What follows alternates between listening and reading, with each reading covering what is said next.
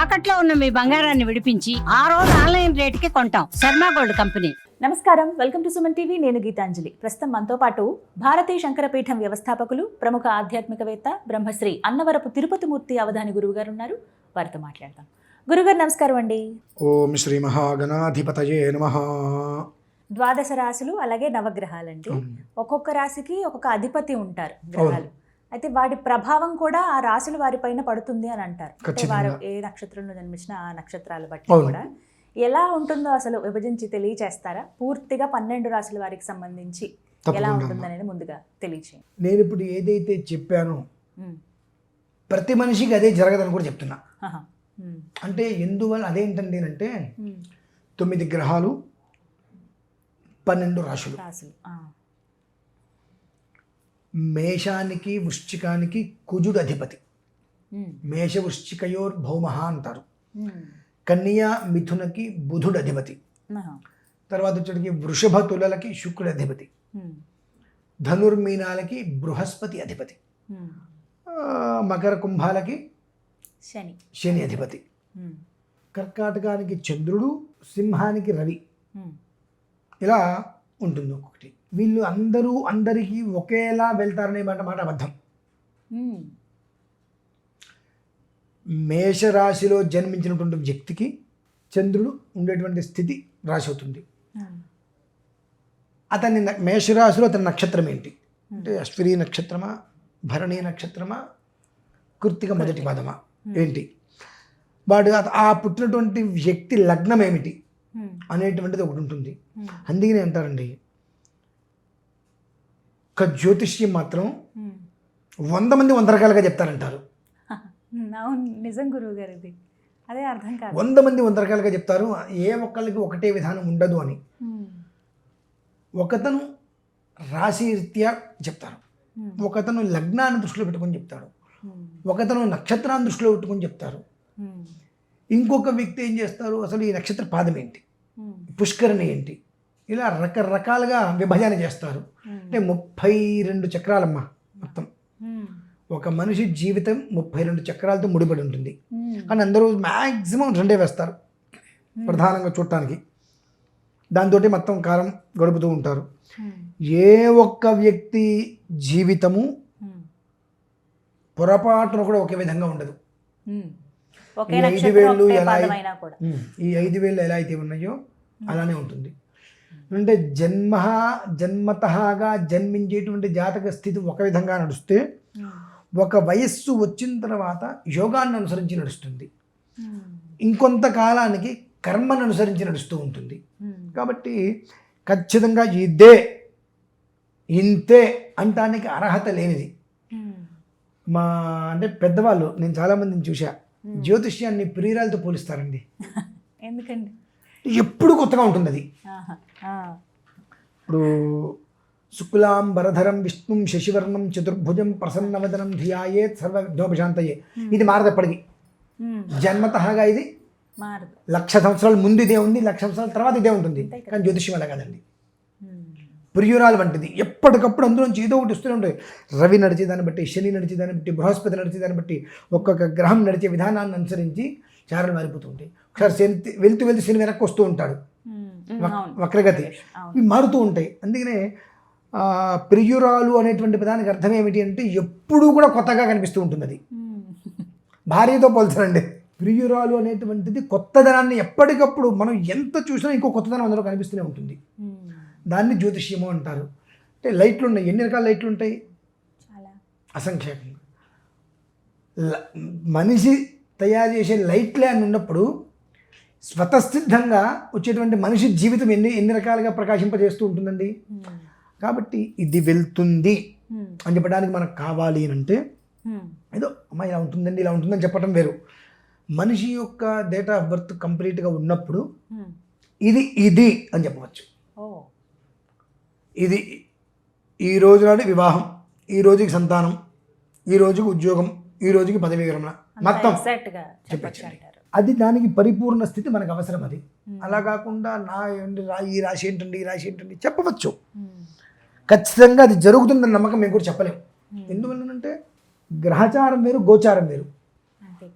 గ్రహ గమనానికి దీనికి ఎప్పటికెప్పుడు ప్రతి నెల మారిపోతూ ఉంటాయి. అందుకనే కదండి ప్రతి నెల రాశి ఫలాలు ఎందుకు వస్తూ ఉంటాయంటే తాత్కాలికం.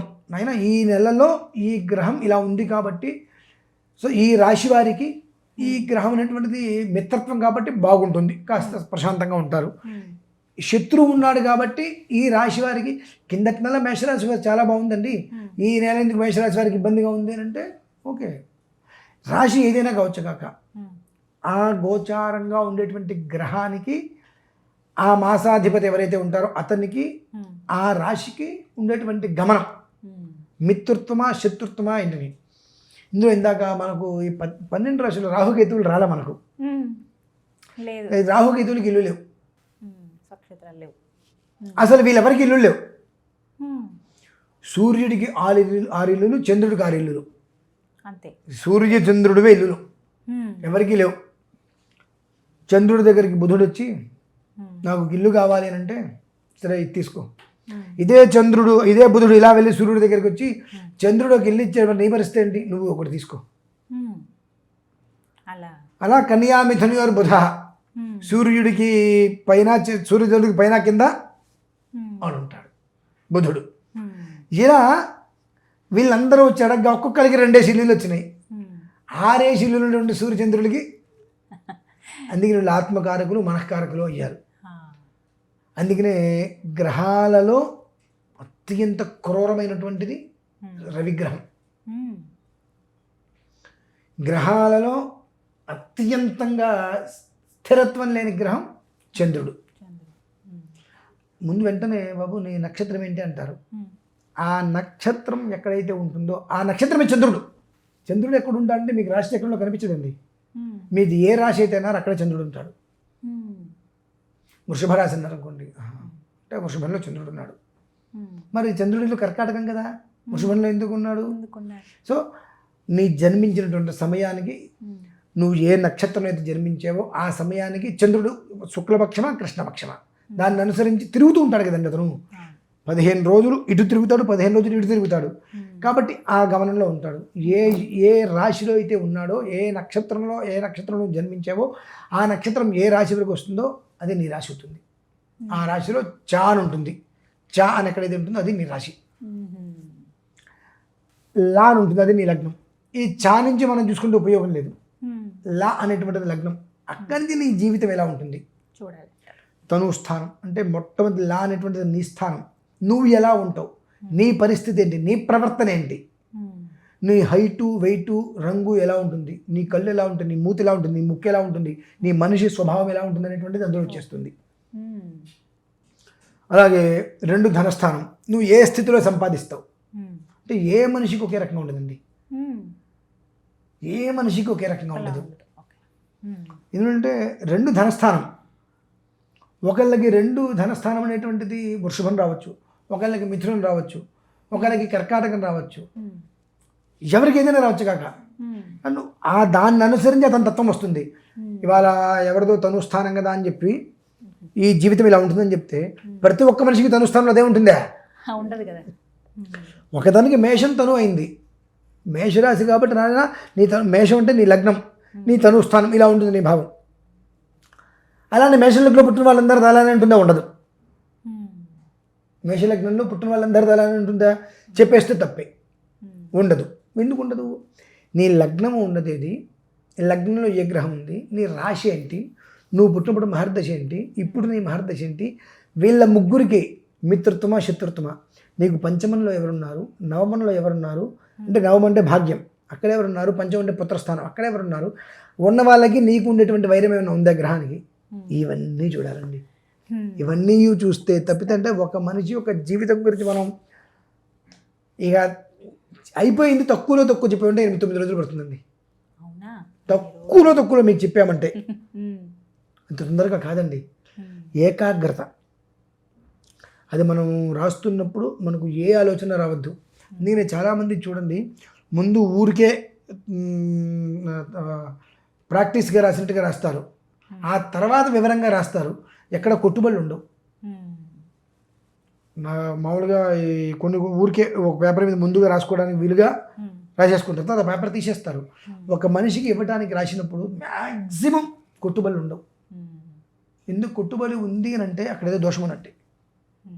అందుకనే మన పూర్వీకులు పెన్ను ఇవాళ అన్నీ కంప్యూటర్లో వచ్చేసేసి పెన్నుతోటి పేపర్ మీద ఎందుకు రాస్తారంటే ఇది ఖచ్చితం, నేను దైవజ్ఞ, నేను రాసిచ్చా, దీనికి మార్పు లేదు, తిరుగులేదంతే.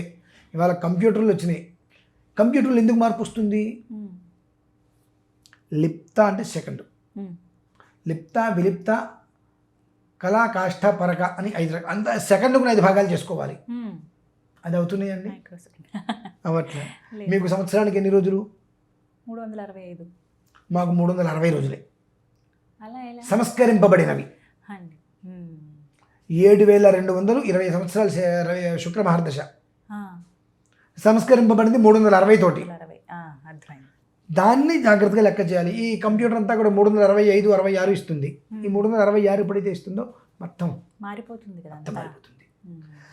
ఒక గంట టైం మారింది అంటే ఇంచుమించుగా 4 సంవత్సరాలు మారిపోతుందండి. అబ్బా, అందుకే అంత సమయం తీసుకుని 9 రోజుల్లో నీకు జాతకం చెప్పగలిగారంటే ఒక మోస్తరి చూసినట్టే. అంత ఇబ్బంది అమ్మా. నేనేదో జాతకం చెప్పేస్తాను, నేనేదో కూర్చుంటే అవ్వదు. దానికి తోడు మంత్రానుష్ఠాన బలం ఉండాలి. దైవజ్ఞానం ఎవరిని అంటారంటే ఈ జాతక విధానంతో పాటు మంత్రానుష్ఠాన శక్తి ఉంటే, గణపతి అనుష్ఠానం కొన్ని మంత్రాలు ఉంటాయి, ఆ అనుష్ఠాన శక్తి ఉంటే ఈ గ్రహాలు పలుకుతాయండి వీళ్ళకి. లేదంటే పంచాంగాలు ఎలా రాస్తారండి? ఈ రోజు ఇది జరుగుతుంది, ఈ క్షణంలో ఇది జరుగుతుంది, పంచాంగాలు ఎలా రాస్తున్నారు? ఎక్కడో ఉన్నటువంటిది. ఆ మంత్ర సిద్ధి వల్ల వాక్సిద్ధి వస్తుంది. తద్వారా నువ్వు ఒక రాసింది జరిగి తీరవలసింది. అంతటి శక్తి కావాలండి. ఒక విధం గురించి ఒక జాతకం ఇలా అని మనం మాట్లాడాలి అంటే ఈ రాశిది, ఆ రాశి దాందే ఉందండి, దాందే ఉందంట, దాందే ఉందండి కాదు. నార్మల్గా మాట్లాడుకోవడానికి, మనిషికి వివరం తెలుసుకోవడానికి మనం 100 చెప్పుకోవచ్చు. కానీ లోతుగా వెళ్తున్నంతసేపు, ఇందాక చెప్పాలి ప్రియురాలు అని చెప్పి 32 చక్రాలు వేయడానికి ఎన్ని రోజులు పడుతుందో ఆలోచించుకోండి. ఏది ఒక రకంగా ఉండదండి. రాశి చక్రంలో ఉన్నవేది అంశ చక్రంలో ఉండవు. రాశి లగ్నం వేరు, రాశి చక్రంలో ఉన్న లగ్నం అంశ లగ్నం వేరు. దీనికి దానికి చూసిన తర్వాత మళ్ళీ ఆరూఢ చక్రం భావచక్రం అని చూస్తుంది. మెదడు పనిచేయదు, పిచ్చోడైపోతాడు అనిపిస్తుంది అన్ని లెక్కలు రాస్తుంటే. అంటే ఒక మనిషి జాతకానికి సుమారుగా 10 పేజీలు లెక్కలు తీసుకోవాలి. మొత్తం గణితం. ఒక్క అంకె తప్పితే మొత్తం తప్పుతుందండి. మళ్ళీ ముందరకు వచ్చేస్తారు. ఎంత వాళ్ళ మీద వాళ్ళకి ఎంతగా జాతకం గురించి వివరిస్తారంటే ఏకాగ్రత కావాలి. అనేక రకాలుగా ఏకాగ్రత అనేటువంటిది ఉంటేనే 32 చక్రాలని రాసి మొత్తాన్ని ఒక తాటి మీదకి తీసుకొచ్చి ఓకే ఇది ఎప్పటికైనా దీని స్వభావం ఇంతే రాయగలగాలి. రాసి మీకు ఇస్తున్నారంటే తనకి ఎంత మంత్రశక్తి ఉండాలండి. కాబట్టి ఏ గ్రహానికి ఎవరు అధిపతి అంటే నార్మల్గా మనం చెప్పుకోవచ్చు. సూర్యుడు వచ్చేటప్పటికి సింహానికి అధిపతి అయ్యా, ఆ సింహం ఎలా ఉంటుందంటే ఈ రకంగా ఉంటుంది, ఎర్రగా మెరుస్తున్నట్టుగా కాంతివంతంగా ఉంటుంది. చంద్రుడు వచ్చేటప్పటికి కర్కాటకానికి అధిపతి. మనం వెన్నెల అనుకుంటాము, అడ్డంగా వెళ్తుంది పీత. అంటే చంద్రగమనం సరిగ్గా లేకపోతే మనిషికి స్థిరత్వం ఉండదు. ఎటు వెళ్తున్నాడో, ఏం చేస్తున్నాడో, ఏం చేయాలో కూడా అర్థం కాదు. గుడ్డెదు చేలో పడ్డట్టే. పీత ఎలా వెళ్తుందండి? అడ్డంగా చక్కగా వెళ్దు.